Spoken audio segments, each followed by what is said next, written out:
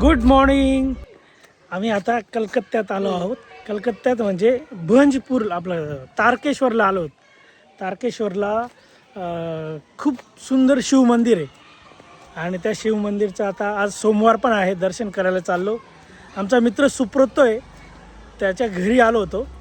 तर खूप छान घर आहे, मस्त टिपिकल बंगाली घर आहे ते. आता या तलाव हा तलाव आहे.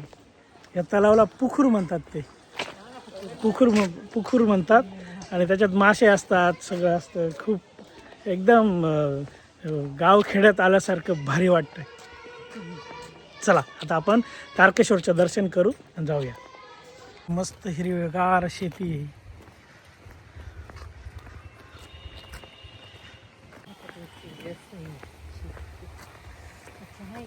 ते ना प्रत्येकाच्या घरापुढे पुखूर म्हणजे तलाव असतो छोटा, आणि त्याला आता इथं पुखूर म्हणतात.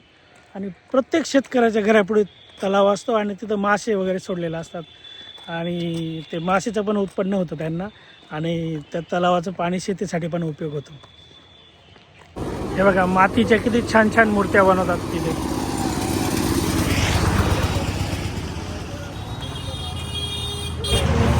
इथं शक्यतो अशा याच्या रिक्षा असतात, बॅटरीवर चालणाऱ्या रिक्षा असतात शक्यतो.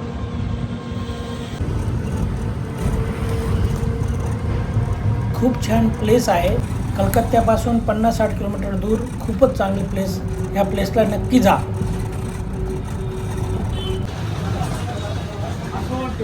थोडी लांबच रिक्षा स्टँड आहे, तिथून पुढे मंदिराकडे चालत जावं लागतं.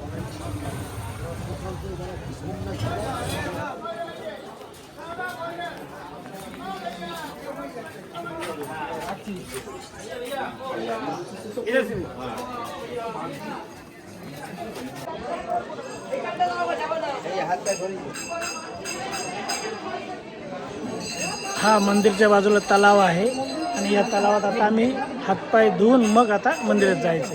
चला.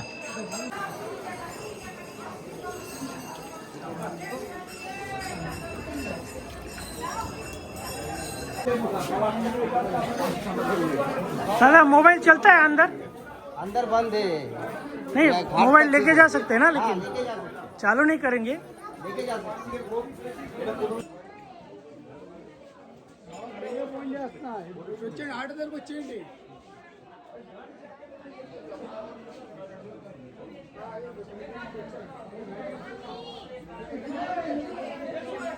आता हे काय पाणी घेतलं ते देवाला चढवायला.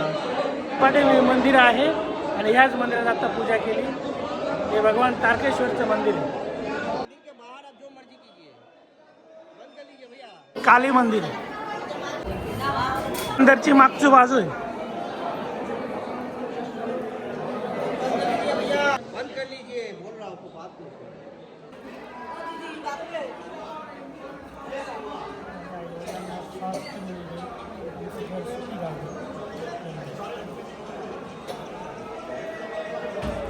मंदिरच्या बाजूला हेच ते पुखूर तलाव आहे आणि सगळे भक्तगण इथूनच आंघोळ करून मग दर्शनाला जातात बरेचदा.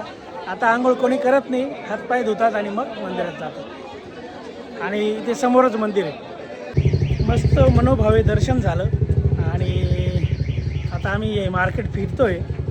बघूया मार्केटमध्ये काय काय आहे. आता आपण सुप्रोतो दादाच्या भावाच्या दुकानाकडे आलो. ह्या मंदिरच्या शेजारीच याचं दुकान आहे आणि हा आपला सुप्रोतोचा लहान भाऊ आहे.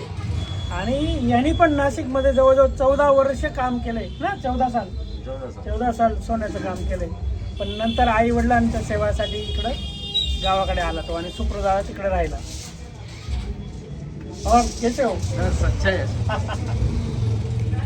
हे बघा, आपण आहे ना आता शंखच्या दुकानात आलो आहे आणि या शंखापासून बनलेल्या ह्या बांगड्या असतात. आणि प्रत्येक बंगाली लग्न झाल्यानंतर हे आपल्याकडे जसं मंगळसूत्र घालतात तसं या बांगड्या घालतात. आणि मग ह्या शंखाच्या बांगड्यांवरती सोनं चढवतात, सोन्याची डिझाईन करतात.